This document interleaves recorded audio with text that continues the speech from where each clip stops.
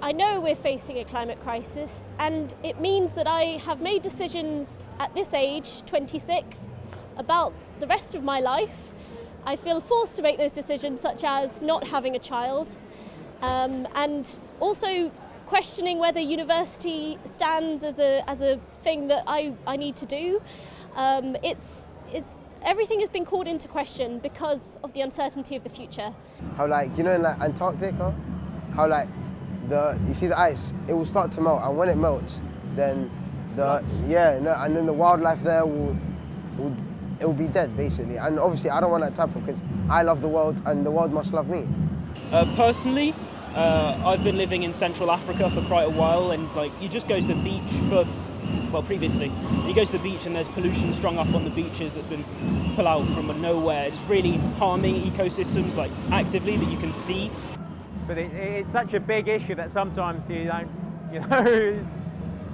so you can't think about it all the time because it gets so overwhelming, I think. I'm from Chile, a country where like politicians refuse to believe about global warming and what is happening. But how do you explain, like, people in the north, they don't have water left because of the factories?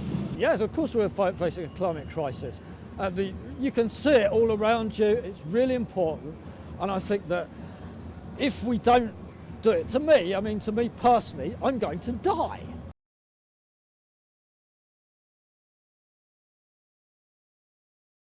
What do you think of Extinction Rebellion tactics? Direct action, blocking roads and so on? I am very fond of them. I don't really like how they block the roads because it causes things like ambulances, the police, the fire engines to like not get where they need to be. People get angry when they block roads, but that's what happens when people strike too. I mean, services get closed. The trains don't run, the buses don't run. I mean, that's sort of part of it. What do you think of Extinction Rebellion tactics? You know, direct action, blocking roads and all that? I think it's very good propaganda because it gets notice and it gets people thinking about it. They might be inconvenienced, but that's the only way to get it through to certain people that there is a crisis. I think the best actions they had were when they coordinated with the Amazon warehouse workers, because there was a link then between Extinction Rebellion and the trade union movement. And I think that is absolutely vital. And it doesn't help that parties like Labour and Conservatives are trying to crack down on all these protest efforts. So the governments expect us to do something peaceful, something not to disturb anything. But without disturbing the life, it's impossible to our voices heard.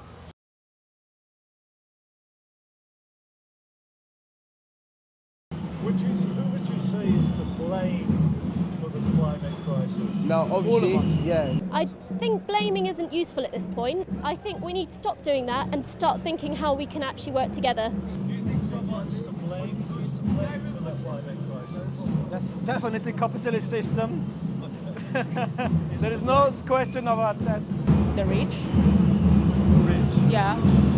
Yeah, well, they released more carbon dioxide in the past few decades than in all previous human history, didn't they? Who would you say was to blame for the climate crisis, or what? What? Yes, indeed. Capitalism is to blame, absolutely capitalism.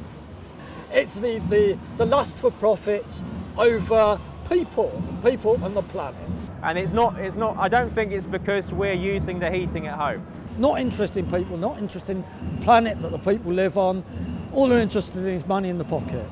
How well do you think the media is doing in reporting the climate crisis? Do you think it's doing a good job? It's total greenwash. It's what you do is you pretend it's being solved by people buying alternative products, that sort of thing, whereas actually that's not doing anything at all. Or if it's doing anything at all, it's doing like that much, and we need this much. I feel like the media, at least where I come from, they blame the poor. They blame the normal people like us, that we don't recycle, we don't take shorter showers, I don't know, we don't have culture about that, but yeah. Yeah, I agree. What do you think, how do you think the Labour Party is doing? terribly. Just like, absolutely terribly. And not interested in anything except getting back into power, which they won't do when they keep on attacking the left within their own party. Have you got any solutions to the climate crisis? There's no solution short of revolution.